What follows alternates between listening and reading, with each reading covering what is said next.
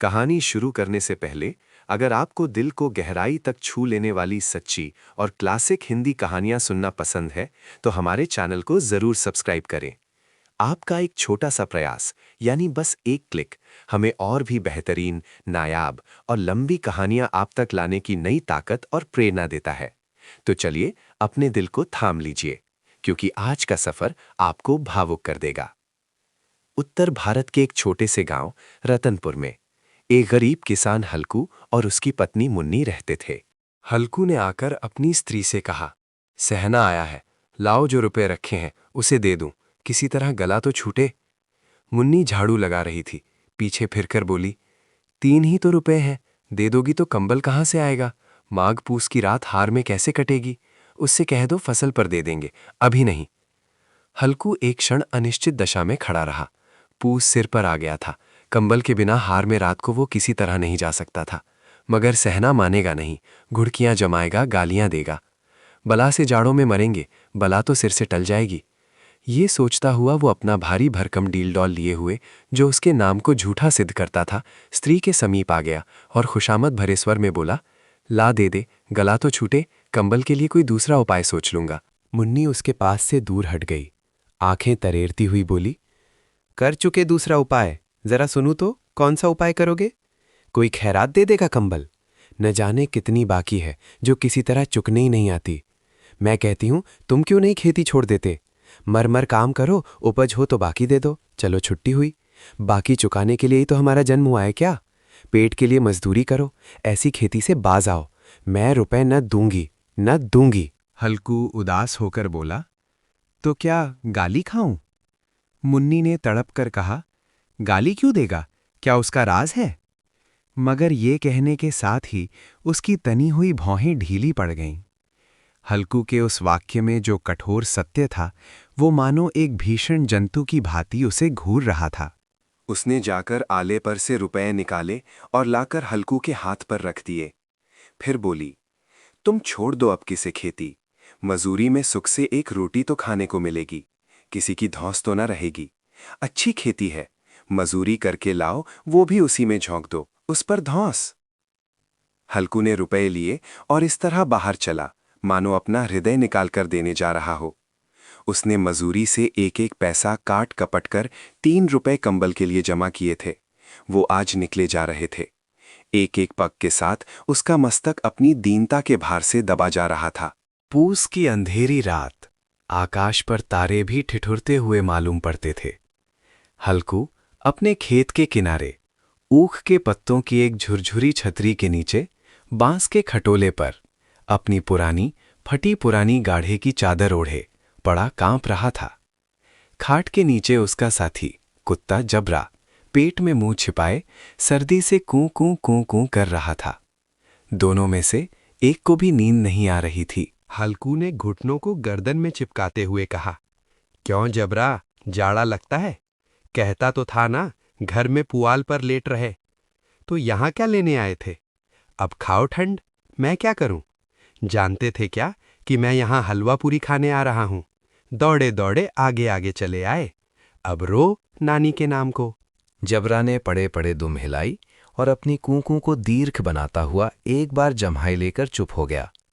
उसकी श्वान बुद्धि ने शायद ताड़ लिया था कि स्वामी को उसकी कूकू से नींद नहीं आ रही है। हल्कू ने हाथ निकालकर जबरा की ठंडी पीठ सहलाते हुए कहा, कल से मत आना मेरे साथ, नहीं तो ठंडे हो जाओगे। ये रांड पछुआ न जाने कहां से बर्फ ली आ रही है। उठूं, फिर एक चिलम भरूं, किसी तरह रात तो कटे। 8 चिलम तो पी चुका हूं, ये खेती का मजा है। और एक एक भगवान ऐसे पड़े हैं जिनके पास जाड़ा जाए तो गर्मी से घबरा कर भागे। मोटे मोटे गद्दे, लिहाफ, कंबल, मजाल है कि जाड़े का गुजर हो जाए। तकदीर की खूबी, मजूरी हम करें, मजा दूसरे लूटें। हल्कू उठा, गड्ढे में से जरा सी आग निकालकर चिलम भरी। जबरा भी उठ बैठा। हल्कू ने चिलम पीते हुए कहा, पिएगा चिलम? जाड़ा तो क्या जाता है, जरा मन तो बदल जाता है। जबरा ने उसके मुंह की ओर प्रेम से छलकती हुई आंखों से देखा। हल्कू बोला, आज और जाड़ा खा ले, कल से मैं यहां पुआल बिछा दूंगा, उसी में घुसकर बैठना, तब जाड़ा ना लगेगा। जबरा ने अपने पंजे उसके घुटनों पर रख दिए और उसके मुंह के पास अपना मुंह ले गया। हल्कू को उसकी गर्म सांस लगी। चिलम पीकर हल्कू फिर लेट गया। उसने निश्चय करके लेटा कि चाहे कुछ भी हो, अब की बार सो जाऊंगा। पर एक ही क्षण में उसके हृदय में जब किसी तरह न रहा गया तो उसने जबरा को धीरे से उठाया, उसके सिर को थपथपाकर उसे अपनी गोद में सुला लिया। कुत्ते की देह से जाने कैसी दुर्गंध आ रही थी, पर वो उसे अपनी गोद में चिपटाए हुए ऐसा सुख अनुभव कर रहा था जो इधर कई महीनों से उसे नहीं मिला था। जबरा शायद ये समझ रहा था कि स्वर्ग यहीं है। हल्कू की पवित्र आत्मा में तो उस कुत्ते के प्रति घृणा की गंध तक नहीं थी। अपने किसी अभिन्न मित्र या भाई को भी वो इतनी तत्परता से गले नहीं लगाता। वो अपनी दीनता से आहत नहीं था जिसने आज उसे इस दशा तक पहुंचा दिया था। नहीं, इस अनोखी मैत्री ने जैसे उसकी आत्मा के सब द्वार खोल दिए थे और उनका एक एक अणु प्रकाश से चमक रहा था। सहसा जबरा ने किसी जानवर की आहट पाई। इस विशेष आत्मीयता ने उसमें एक नई स्फूर्ति पैदा कर दी थी, जो हवा के ठंडे झोंकों को तुच्छ समझती थी। वो झपट कर उठा और छपरी से बाहर आकर जोर जोर से भौंकने लगा। हल्कू ने उसे कई बार चुमकार कर बुलाया, पर वो उसके पास ना आया। हार कर वो चारों तरफ दौड़ दौड़ कर भौंकता रहा। एक क्षण के लिए आ भी जाता तो तुरंत ही फिर दौड़ पड़ता। कर्तव्य उसके हृदय में अरमान की भांति उछल रहा था। 1 घंटा और गुजर गया। रात ने शीत को हवा से और भी धतकाना शुरू कर दिया। हल्कू उठ बैठा, दोनों घुटनों को छाती से मिलाकर सिर को उनमें छिपा लिया। फिर भी ठंड कम न हुई। ऐसा जान पड़ता था जैसे सारा रक्त जम गया हो, धमनियों में रक्त की जगह हिम बह रहा हो। उसने झुककर आकाश की ओर देखा। अभी कितनी रात बाकी है? सप्तर्षि अभी आकाश में आधे भी नहीं चढ़े थे। ऊपर आ जाएंगे तब कहीं सवेरा होगा। अभी तो पहर से भी ऊपर रात बाकी है। हल्कू के खेत से गोली के टप्पे पर ही आमों का एक बाग था। पतझड़ शुरू हो गई थी। बाग में पत्तियों का ढेर लगा हुआ था। हल्कू ने सोचा, चलकर पत्तियां बटोरूं और उन्हें जलाकर खूब तापूं। रात को कोई मुझे पत्तियां बटोरते देखे तो समझे कोई भूत है, कौन जाने कोई जानवर ही छिपा बैठा हो। मगर अब तो बैठे नहीं रहा जाता। हल्कू के खेत से बस एक गोली के टप्पे पर आमों का एक बाग था। पतझड़ शुरू हो गई थी। बाग में पत्तियों का ढेर लगा हुआ था। हल्कू ने सोचा, चलकर पत्तियां बटोरूं और उन्हें जलाकर खूब तापूं। रात को कोई मुझे पत्तियां बटोरते देखे तो समझे कोई भूत है, कौन जाने कोई जानवर ही छिपा बैठा हो। मगर अब तो बैठे नहीं रहा जाता। उसने पास के अरहर के खेत में जाकर कई पौधे उखाड़ लिए और उनका एक झाड़ू बनाकर हाथ में सुलगता हुआ उपला लिए बगीचे की तरफ चला। जबरा ने उसे आते देखा तो पास आया और दुम हिलाने लगा। हल्कू ने कहा, अब तो नहीं रहा जाता जबरू, चलो बगीचे में पत्तियां बटोरकर तापे, ठंडे हो जाएंगे तो फिर आकर सोएंगे, अभी तो बहुत रात है। जबरा ने कूं कूं करके सहमति प्रकट की और आगे आगे बगीचे की ओर चल पड़ा। बगीचे में खूब अंधेरा छाया हुआ था। अंधकार में निर्दयी पवन पत्तियों को कुचलता हुआ चला जाता था। वृक्षों से ओस की बूंदें टप टप नीचे टपक रही थीं। एकाएक एक झोंका मेहंदी के फूलों की खुशबू लिए हुए आया। हल्कू ने कहा, कैसी अच्छी महक आई जबरू, तुम्हारी नाक में भी तो सुगंध आ रही है। जबरा को कहीं जमीन पर एक हड्डी पड़ी मिल गई थी। वो उसे चिंचोड़ रहा था। हल्कू ने आग जमीन पर रख दी और पत्तियां बटोरने लगा। जरा देर में पत्तियों का ढेर लग गया। हाथ ठिठुरे जाते थे, नंगे पांव गले जाते थे। फिर भी वो पत्तियों का पहाड़ खड़ा कर रहा था। इसी अलाव में वो ठंड को जलाकर भस्म कर देगा। थोड़ी देर में अलाव जल उठा। उसकी लौ ऊपर वाले वृक्ष की पत्तियों को छू छू कर भागने लगी। उस अस्थिर प्रकाश में बगीचे के विशाल वृक्ष ऐसे मालूम होते थे मानो उस अथाह अंधकार को अपने सिरों पर संभाले हुए हों। अंधकार के उस अनंत सागर में ये प्रकाश एक नौका के समान हिलता मचलता हुआ जान पड़ता था। जब्बर ने उस अग्नि राशि की ओर कातर नेत्रों से देखा। मुन्नी से कल न कह देना, नहीं तो लड़ाई करेगी। ये कहता हुआ वो उछला और उस अलाव के ऊपर से साफ निकल गया। पैरों में जरा सी लपट लगी, पर वो कोई बात नहीं थी। जबरा आग के गिर्द घूमकर उसके पास आ खड़ा हुआ। हल्कू ने कहा, चलो चलो, इसकी सही नहीं, ऊपर से कूद कर आओ। वो फिर कूदा और अलाव के इस पार आ गया। पत्तियां जल चुकी थी। बगीचे में फिर अंधेरा छा गया था। राख के नीचे कुछ कुछ आग बाकी थी, जो हवा का झोंका आ जाने पर जरा जाग उठती थी, पर एक क्षण में फिर आंखें बंद कर लेती थी। हल्कू ने फिर चादर ओढ़ ली और गरम राख के पास बैठा हुआ एक गीत गुनगुनाने लगा। उसके बदन में गर्मी आ गई थी, पर ज्यों-ज्यों शीत बढ़ती जाती थी, त्यों-त्यों उसे आलस्य दबाए लेता था।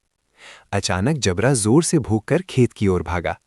हल्कू को ऐसा मालूम हुआ कि जानवरों का एक झुंड खेत में घुस आया है।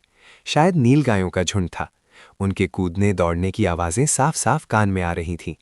फिर ऐसा लगा कि वे खेत में चर रही हैं। उनके चबाने की चर-चर आवाज सुनाई देने लगी। उसने दिल ही दिल में कहा, नहीं, जबरा के होते कोई जानवर खेत में नहीं आ सकता, नोच ही डालेगा। मुझे भ्रम हो रहा है। कहाँ, अब तो कुछ भी सुनाई नहीं देता।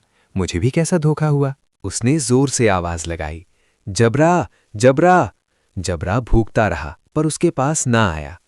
फिर खेत के चरे जाने की साफ आहट मिली। अब वो खुद को धोखा नहीं दे सका। उसे अपनी जगह से हिलना जहर लग रहा था। कैसा दंदाया हुआ था वो। इस जाड़े पाले में खेत में जाना, जानवरों के पीछे दौड़ना असह्य जान पड़ रहा था। वो अपनी जगह से ना हिला। उसने और भी जोर से आवाज लगाई, लिहो, लिहो, लिहो। जबरा फिर भूख उठा। जानवर खेत चर रहे थे, फसल तैयार थी, कैसी अच्छी खेती थी, पर ये दुष्ट जानवर उसका सर्वनाश किए डालते हैं। हल्कू पक्का इरादा करके उठा और 2-3 कदम चला, पर एकाएक हवा का ऐसा ठंडा, चुभने वाला, बिच्छू के डंक का सा झोंका लगा कि वो रुक गया। ठंड इतनी तेज थी कि उसका सारा शरीर सिहर उठा। वो फिर बुझते हुए अलाव के पास आ बैठा और राख को कुरेद-कुरेद कर अपनी ठंडी देह को गरमाने लगा। जबरा अपना गला फाड़ डालता था, नीलगायें खेत का सफाया किए डालती थीं और हल्कू गर्म राख के पास शांत बैठा हुआ था। अकर्मण्यता ने रस्सियों की भांति उसे चारों तरफ से जकड़ रखा था। उसी राख के पास गर्म जमीन पर वो चादर ओढ़कर सो गया। सवेरे जब उसकी नींद खुली तब चारों तरफ धूप फैल गई थी। मुन्नी कह रही थी, क्या आज सोते ही रहोगे? तुम यहां आकर रम गए और उधर सारा खेत चौपट हो गया। हल्कू ने उठकर कहा, क्या तू खेत से होकर आ रही है? मुन्नी बोली, हाँ, सारे खेत का सत्यानाश हो गया। भला ऐसा भी कोई सोता है? तुम्हारे यहां मड़ैया डालने से क्या हुआ? हल्कू ने बहाना बनाते हुए कहा, मैं मरते मरते बचा, तुझे अपने खेत की पड़ी है। पेट में ऐसा दर्द हुआ कि मैं ही जानता हूं। दोनों फिर खेत के डांट पर आए। देखा, सारा खेत रौंदा पड़ा हुआ है और जबरा मड़ैया के नीचे चित लेटा है, मानो प्राण ही ना हो। दोनों खेत की दशा देख रहे थे। मुन्नी के मुख पर उदासी छाई थी, पर हल्कू प्रसन्न था। मुन्नी ने चिंतित होकर कहा, अब मजदूरी करके मालगुजारी भरनी पड़ेगी। हल्कू ने प्रसन्न मुख से कहा, रात को ठंड में यहां सोना तो न पड़ेगा।